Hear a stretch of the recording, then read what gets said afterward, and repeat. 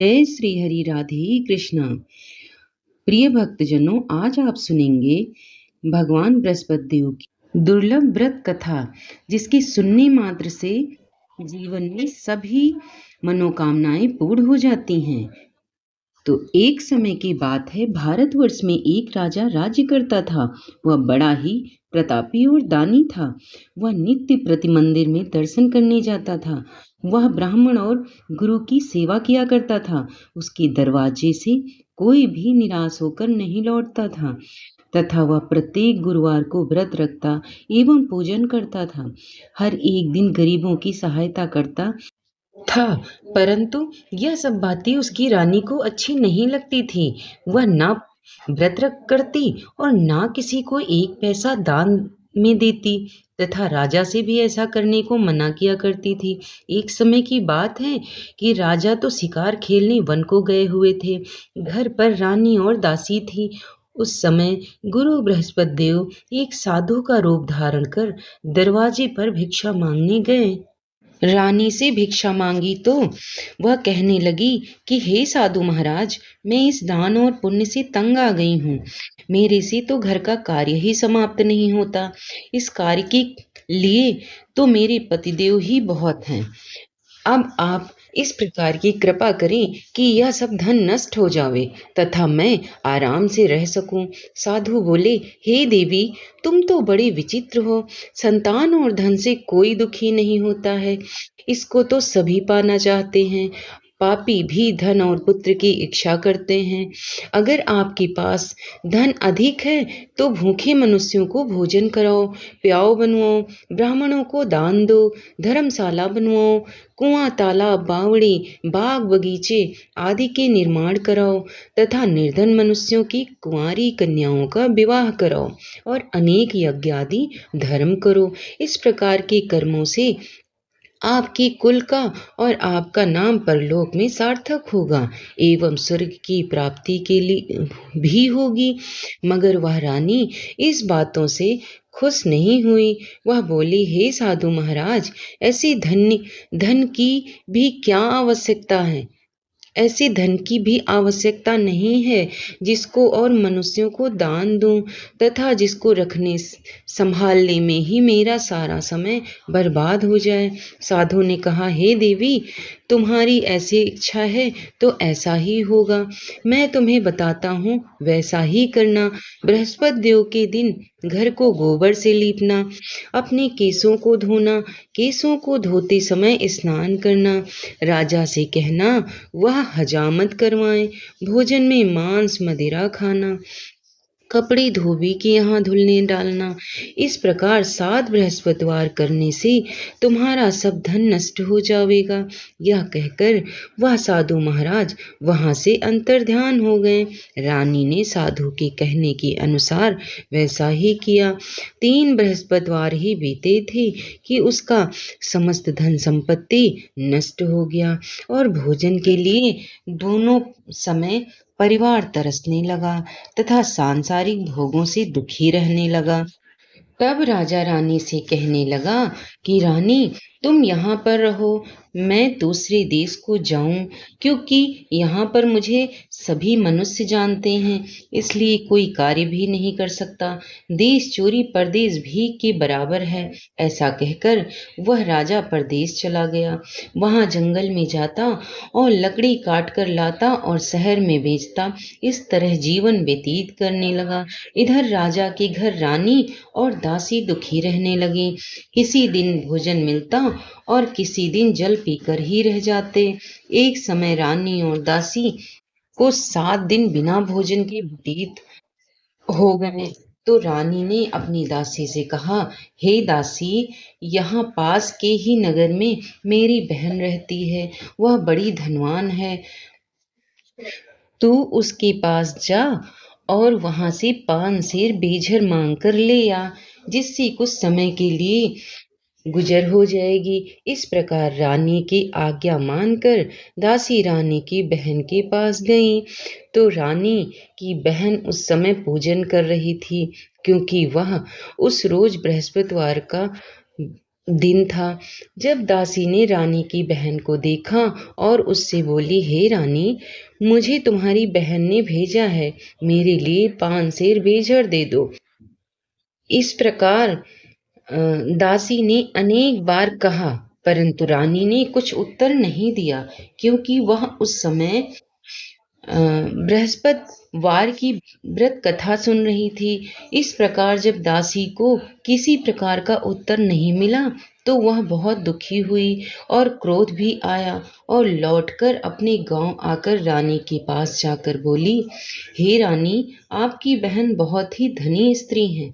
वह छोटे लोगों से बात भी नहीं करती, क्योंकि मैंने उनसे कहा तो उसने कोई उत्तर ही नहीं दिया। मैं वापस चली आई। रानी बोली, हे दासी, इसमें उसका कोई दोष नहीं है। जब बुरे दिन आते हैं तब कोई सहारा नहीं देता। अच्छे बुरे का पता विपत्ति में ही लगता है। जो ईश्वर की इच्छा होगी वही होगा। वह सब हमारे भाग्य का दोष है। इधर उस रानी ने देखा कि मेरी बहन की दासी आई थी, परंतु मैं उससे नहीं बोली। इससे वह बहुत दुखी हुई होगी। यह सोचकर कथा को सुन और विष्णु भगवान का पूजन समाप्त कर वह रानी अपनी बहन के घर चल दी और जाकर अपनी बहन से कहने लगी कि हे बहन, मैं बृहस्पतिवार का व्रत कर रही थी, तुम्हारी दासी गई, परंतु जब तक कथा होती है तब तक ना उठते हैं और ना बोलते हैं, इसलिए मैं नहीं बोली। कहो दासी, क्यों गई थी? रानी बोली, बहन, हमारे अनाज नहीं था। वैसे तुमसे कोई बात छिपी नहीं है। इस कारण मैंने दासी को तुम्हारे पास 5 सेर बीजर लेने के लिए भेजा था। रानी बोली, बहन देखो, बृहस्पति भगवान सबकी मनोकामना पूर्ण करते हैं। देखो, शायद तुम्हारे घर में अनाज रखा हो। इस प्रकार वचन जब रानी ने सुना तो घर के अंदर गई और वहां उसे एक घड़ा बेझर का भरा मिल गया। तब तो वह दासी और रानी बहुत ही खुश हुई और दासी कहने लगी, हे रानी, देखा, वैसे हमको जब अन्न नहीं मिलता था तो हम रोज ही व्रत किया करते थे। अगर इनसे व्रत की विधि और कथा पूछ ली जाए तो उसे हम भी किया करेंगे। जब उस रानी ने अपनी बहन से पूछा कि हे बहन, बृहस्पतिवार के व्रत में चना की दाल मुनक्का से विष्णु भगवान का केले की जड़ से पूजन करें तथा दीपक जलावें, पीले भोजन करें तथा कहानी सुने। इस प्रकार करने से गुरु भगवान प्रसन्न होते हैं, अन्न पुत्र धन देते हैं, मनोकामना पूर्ण करते हैं। इस प्रकार रानी और दासी दोनों ने निश्चय किया कि बृहस्पतिवार भगवान का पूजन जरूर करेंगे। 7 रोज बाद जब बृहस्पतिवार आया तो उन्होंने व्रत रखा। घुड़साल में जाकर चना गुड़ लाई तथा उसकी दाल से केले की जड़ का तथा विष्णु भगवान का पूजन किया। अब भोजन पीला कहाँ से आवे? बेचारी बड़ी दुखी हुई, परंतु उन्होंने व्रत किया था, इस कारण गुरु भगवान प्रसन्न थे। 2 थालों में सुंदर पीला भोजन लेकर आए और दासी को देकर बोले, हे दासी, यह तुम्हारी और रानी के लिए भोजन है, तुम दोनों करना। दासी भोजन पाकर बड़ी प्रसन्न हुई और रानी से बोली, चलो रानी जी, भोजन कर लें। रानी को इस बात में कुछ पता नहीं था, इसलिए वह रानी से बोली, तू ही भोजन कर ले, क्योंकि तू हमारी व्यर्थ में हंसी उड़ाती है। दासी बोली, एक महात्मा हम दोनों के लिए भोजन दे गए हैं। रानी कहने लगी, वह भोजन तेरे ही लिए दे गए होंगे, तू ही भोजन कर। दासी ने कहा, वह महात्मा हम दोनों को 2 थालों में भोजन दे गए हैं, इसलिए हम और तुम दोनों ही साथ में भोजन करेंगे। इस प्रकार रानी दासी दोनों ने गुरु भगवान को नमस्कार कर भोजन प्रारंभ किया तथा वह प्रत्येक बृहस्पतिवार को गुरु भगवान को व्रत और विष्णु भगवान का पूजन करने लगी। बृहस्पतिवार भगवान की कृपा से रानी और दासी के पास धन हो गया। रानी फिर उसी प्रकार से आलस्य करने लगी। तब दासी बोली, देखो रानी, तुम पहले ही इस प्रकार आलस्य करती थी, तुम्हें धन के रखने में कष्ट होता था। इस कारण सारा धन नष्ट हो गया है। अब गुरु भगवान की कृपा से धन मिला है तो फिर तुम्हें आलस्य होता है। बड़ी मुसीबतों के बाद हमने यह धन पाया है, इसलिए हमें दान पुण्य करना चाहिए तथा भूखे मनुष्यों को भोजन कराओ, प्याऊ लगवाओ, ब्राह्मणों को दान दो, कुआं तालाब बावड़ी आदि का निर्माण करो, मंदिर पाठशाला बनवाकर दान दो, कुंवारी कन्याओं का विवाह करवाओ, धन को शुभ कार्यों में खर्च करो, जिससे तुम्हारे कुल का यश बढ़े तथा स्वर्ग प्राप्त हो और पितृ प्रसन्न होवे। तब रानी ने इसी प्रकार के कर्म करने प्रारंभ किए तो काफी यश फैलने लगा। एक दिन रानी और दासी विचार करने लगे, ना जानी राजा किस दशा में होंगे, उनकी कोई खोज खबर नहीं है। गुरु भगवान से उन्होंने प्रार्थना की और भगवान ने रात्रि में राजा को स्वप्न में कहा, हे राजा, उठ, तेरी रानी तुझको याद कर रही है, अपने देश को चला जा। राजा प्रातः काल उठा और विचार करने लगा, स्त्री जाति खाने और पहनने की ही साथी होती है, पर भगवान की आज्ञा मानकर वह अपने नगर के लिए चलने को तैयार हो गई। इससे पूर्व जब राजा परदेश चला गया था तो दुखी रहने लगा। प्रतिदिन जंगल में से लकड़ी बीन कर लाता और उन्हें शहर में बेचकर अपने दुखी जीवन को बड़ी कठिनता से व्यतीत कर रहा था। एक दिन राजा अपनी पुरानी बातों को याद करके दुखी हो रोने लगा। तब उस जंगल में बृहस्पतिवार देव एक साधु का रूप धारण कर आए और राजा के पास आकर बोले, हे लकड़हारे, तुम इस सुनसान जंगल में किस चिंता में बैठे हो, मुझको बतलाओ। यह सुन राजा के नेत्रों में जल भर आया और साधु को वंदना कर बोला, हे प्रभु, आप सब कुछ जानने वाले हो। इतना कहने पर साधु को अपनी संपूर्ण कहानी सुना दी। महात्मा दयालु होते हैं। वे राजा से बोले, हे राजा, तुम्हारी स्त्री ने बृहस्पतिवार का अपराध किया था, जिस कारण तुम्हारी यह दशा हुई है। अब किसी प्रकार की चिंता मत करो, भगवान तुम्हें पहले से अधिक धन देगा। देखो, तुम्हारी स्त्री ने बृहस्पतिवार का व्रत प्रारंभ कर दिया है और तुम मेरा कहा मानकर बृहस्पतिवार को व्रत करके चने की दाल गुड़ जल के लोटे में डालकर केला का पूजन करो, फिर कथा कहो और सुनो, भगवान तुम्हारी सब मनोकामनाएं पूर्ण करेंगे। साधु को प्रसन्न देखकर राजा बोले, हे प्रभु, मुझे लकड़ी बेचकर इतना पैसा भी नहीं मिलता जिससे भोजन के उपरांत कुछ बचा सकूं। मैंने रात्रि में अपनी रानी को व्याकुल देखा है, मेरे पास कुछ भी नहीं है जिससे उसकी खबर मांग सकूं, और फिर मैं कौन सी कहानी कहूं, यह मुझको कुछ भी मालूम नहीं है। साधु ने कहा, हे राजा, तुम किसी बात की चिंता मत करो। बृहस्पतिवार के दिन तुम रोजाना की तरह लकड़ियां लेकर शहर को जाओ और तुमको रोज से दोगुना धन प्राप्त होगा, जिससे तुम भली भांति भोजन कर लोगे तथा बृहस्पति देव की पूजा का सामान भी आ जाएगा।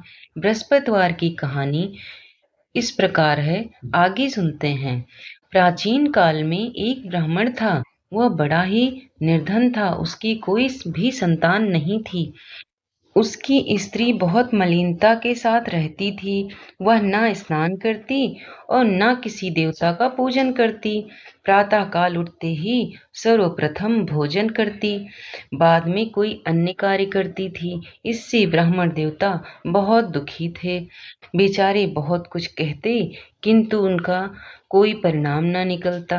भगवान की कृपा से ब्राह्मण की स्त्री के कन्या रूपी रत्न पैदा हुआ और वह कन्या अपने पिता के घर में बड़ी होने लगी। वह बालिका प्रातः स्नान करके विष्णु भगवान का जाप करने लगी, बृहस्पतिवार का व्रत करने लगी। अपने पूजा पाठ को समाप्त करके स्कूल जाती तो अपनी मुट्ठी में जौ भर के ले जाती और पाठशाला जाने के मार्ग में डालती जाती। वही जो स्वर्ण के हो जाते तो लौटते समय उनको बीनकर घर ले आती थी। एक दिन वह बालिका सूप में उन सोने के जौ को फटक कर साफ कर रही थी। उसकी माँ ने देख लिया और कहा, हे बेटी, सोने के जौ फटकने के लिए सोने का सूप होना चाहिए। दूसरे दिन गुरुवार था। इस कन्या ने व्रत रखा और बृहस्पति देव से प्रार्थना कर कहा, हे प्रभु, मैंने आपकी पूजा सच्चे मन से की है, तो हमारे लिए सोने का सूप दे दो। बृहस्पति देव ने उसकी प्रार्थना स्वीकार कर ली। रोज की तरह वह कन्या जौ फैलाती हुई जाने लगी। जब लौटकर जौ बीन रही थी तो बृहस्पति देव की कृपा से सोने का सूप मिला। उसे वह घर ले आई और उससे जौ साफ करने लगी, परंतु उसकी माँ का वही ढंग रहा। एक दिन की बात है कि कन्या सोने के सूप में जौ साफ कर रही थी। उस समय उस शहर का राजपुत्र वहां होकर निकला। उस कन्या के रूप और कार्य को देखकर मोहित हो गया तथा अपने घर आकर भोजन तथा जल त्याग कर उदास होकर लेट गया। राजा को जब इस बात का पता लगा तो अपने प्रधानमंत्रियों के साथ अपने पुत्र के पास गए और बोले, हे बेटा, तुम्हें किस बात का कष्ट है? किसी ने अपमान किया है अथवा कोई और कारण है सो कहो। मैं वही कार्य करूंगा जिससे तुम्हें प्रसन्नता हो। अपने पिता की राजकुमार ने बातें सुनी तो वह बोला, मुझे आपकी कृपा से किसी बात का दुख नहीं है। किसी ने मेरा अपमान नहीं किया है, परंतु मैं उस लड़की के साथ विवाह करना चाहता हूँ जो सोने के सूप में जौ को फटक कर साफ कर रही थी। यह सुन राजा आश्चर्य में पड़ गया और बोला, हे बेटा, इस तरह की कन्या का पता तुम ही लगाओ। मैं उसके साथ तुम्हारा विवाह अवश्य ही करवा दूंगा। राजकुमार ने उस लड़की के घर का पता बतलाया। मंत्री उस लड़की के घर गए और ब्राह्मण की कन्या का विवाह राजकुमार के साथ संपन्न हो गया। कन्या के घर से जाते ही पहले की भांति ब्राह्मण देवता के घर में गरीबी का निवास हो गया। अब भोजन के लिए भी अन्न बड़ी मुश्किल से मिलता था। एक दिन दुखी होकर ब्राह्मण देवता अपनी पुत्री के पास गए। बेटी ने पिता की दुखी अवस्था को देखा और अपनी माँ का समाचार बताया। तब ब्राह्मण ने सभी हाल कहा। कन्या ने बहुत सा धन देकर अपने पिता को विदा कर दिया। इस तरह ब्राह्मण का कुछ समय सुखपूर्वक व्यतीत हुआ। कुछ दिन बाद फिर वही हाल हो गया। ब्राह्मण फिर अपनी कन्या के यहाँ गया और सभी हाल कहा तो लड़की बोली, हे पिताजी, आप माताजी को यहाँ लिवा लाओ। मैं उसे विधि बता दूंगी जिससे गरीबी दूर हो जाएगी। वह ब्राह्मण देवता अपनी स्त्री को साथ लेकर पहुंची तो पुत्री अपनी माँ को समझाने लगी, हे माँ, तुम प्रातः काल उठकर प्रथम स्नान आदि करके विष्णु भगवान का पूजन करो तो सब दरिद्रता दूर हो जाएगी। परंतु उसकी माँ ने एक भी बात नहीं मानी और प्रातः काल उठकर अपनी पुत्री के बच्चों की जूठन को खा लिया। एक दिन उसकी पुत्री को बहुत गुस्सा आया और वह एक रात कोठरी से सभी सामान निकाल दिया और अपनी माँ को उसमें बंद कर दिया। प्रातः काल उसमें से निकाला तथा स्नान आदि करा के पूजा पाठ करवाया तो उसकी माँ भी बहुत धनवान तथा पुत्रवती हो गई और बृहस्पति जी के प्रभाव से स्वर्ग को प्राप्त हुई तथा वह ब्राह्मण भी सुखपूर्वक इस लोक में सुख भोग कर स्वर्ग को प्राप्त हुए। इस तरह कहानी कहकर साधु देवता वहां से लोप हो गए। धीरे धीरे समय व्यतीत होने पर फिर वही बृहस्पतिवार का दिन आया। राजा जंगल से लकड़ी काटकर किसी शहर में बेचने गया। उसे उस दिन और दिन से अधिक धन मिला। राजा ने गुड़ चना आदि लाकर बृहस्पतिवार का व्रत करना भूल गया। इस कारण बृहस्पति भगवान नाराज हो गए। उस दिन उस नगर के राजकुमार ने विशाल यज्ञ का आयोजन किया तथा शहर में यह घोषणा करा दी कि कोई भी मनुष्य अपने घर में भोजन न बनावे तथा आग भी न जलावे। समस्त लोग मेरे यहाँ भोजन करने आवे। इस आज्ञा को जो न मानेगा उसके लिए फांसी की सजा दी जाएगी। इस तरह की घोषणा संपूर्ण नगर में करवा दी गई। राजा की आज्ञानुसार शहर के सभी लोग भोजन करने गए, लेकिन लकड़हारा कुछ देर बाद पहुंचा। इसलिए राजा उसको अपने साथ घर लिवा ले गए और ले जाकर भोजन करा रहे थे तो रानी की दृष्टि उस खूंटी पर पड़ी जिस पर उसका हार लटका हुआ था।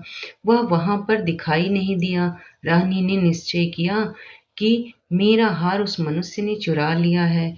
उसी समय पुलिस बुलाकर उसको जेल खाने में डलवा दिया। जब राजा जेल खाने में गया तो बहुत दुखी होकर विचार करने लगा कि ना जाने कौन सी पूर्व जन्म के कर्म से मेरे लिए यह दुख प्राप्त हुआ है, और उसी साधु को याद करके रोने लगा जो जंगल में मिला था।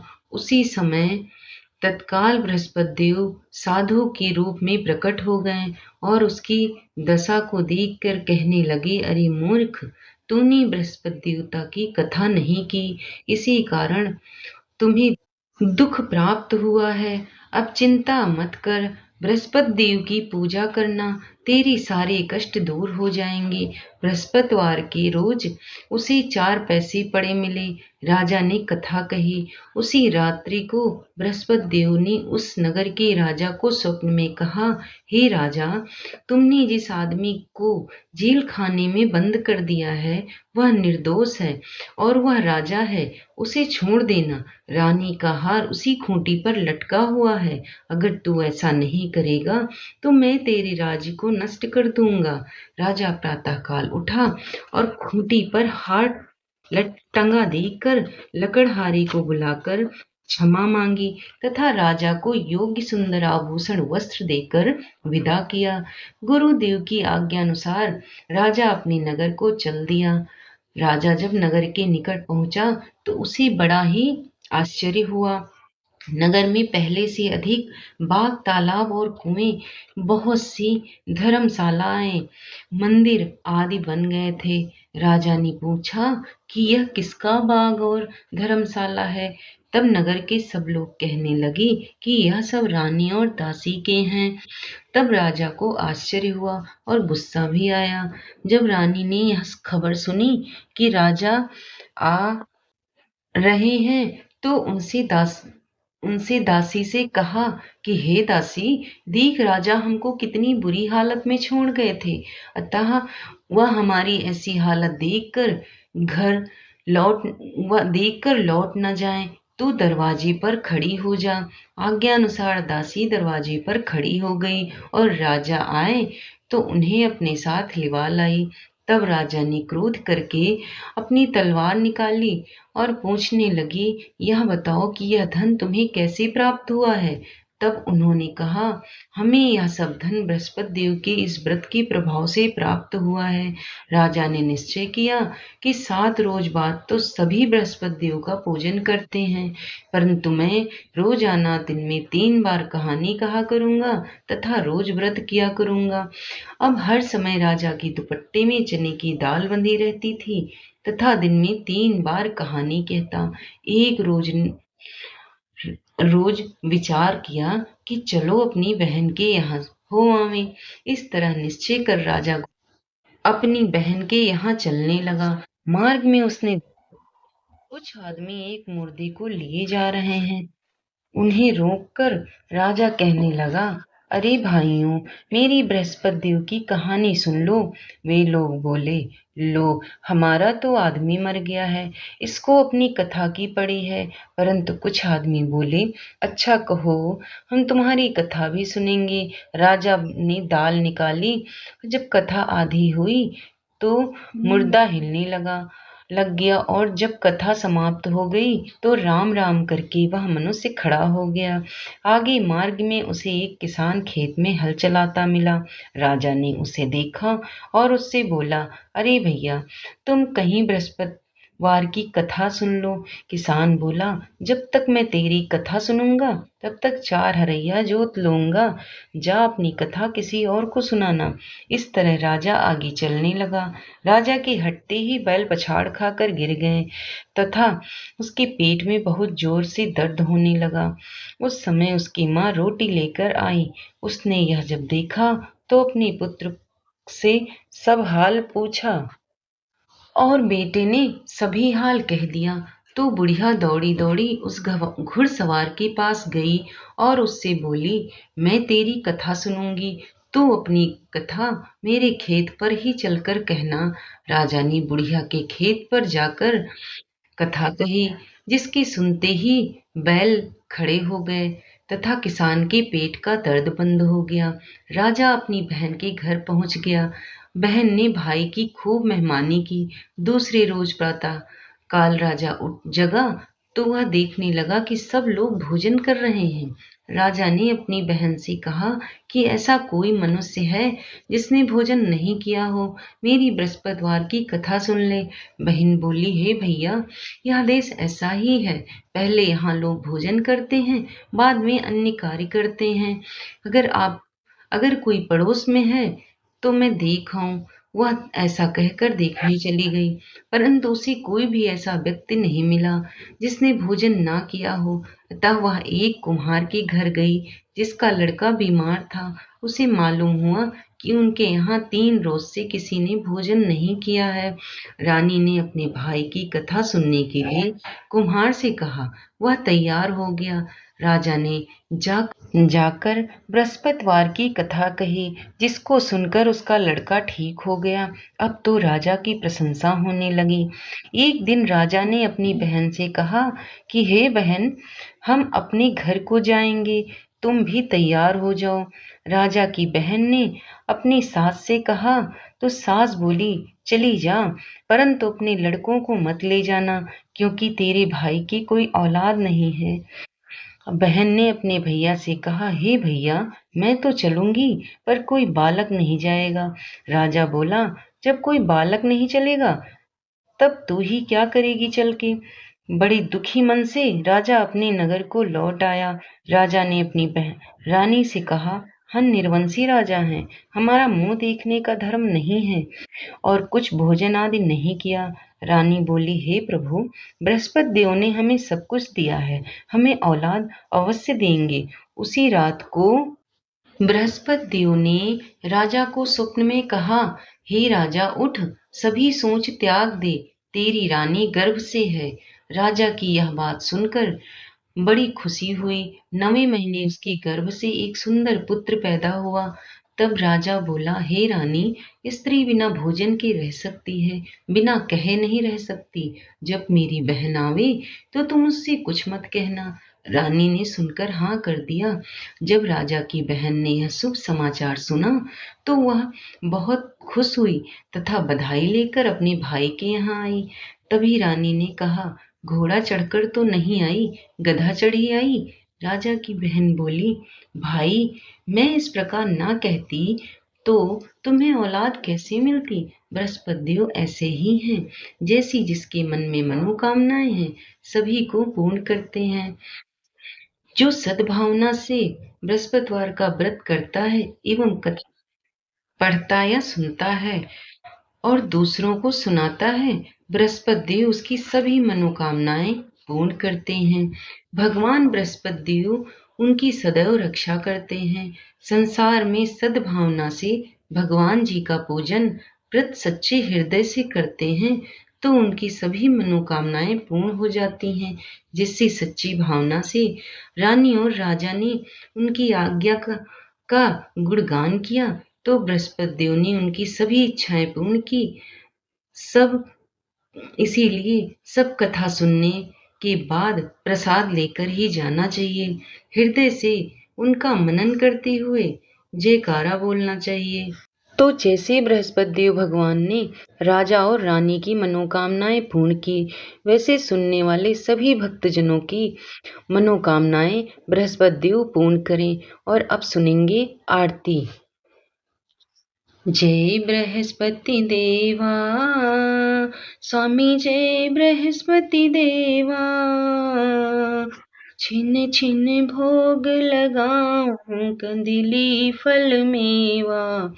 ओम जय बृहस्पति देवा, तुम पूर्ण परमात्मा, तुम अंतर्यामी, जगत पिता जगदीश्वर, तुम सबके स्वामी। ओम जय बृहस्पति देवा। चरणामृत निज निर्मल, सब पातक हरता, स्वामी सब पातक हरता। सकल मनोरथ दायक, कृपा करो भरिता। ओम जय बृहस्पति देवा। तन मन धन अर्पण कर, जो जन शरण पर, स्वामी जो जन शरण पड़े, प्रभु प्रकट तब हो करे, आकर द्वार खड़े। जय बृहस्पति देवा, दीन दयाल दयानिधि, भक्तन हितकारी, स्वामी भक्तन हितकारी। पाप दोष सब हरता, भव बंधन हारी। ओम जय बृहस्पति देवा, सकल मनोरथ दायक, सब संशय टारी, स्वामी सब संशय टारी।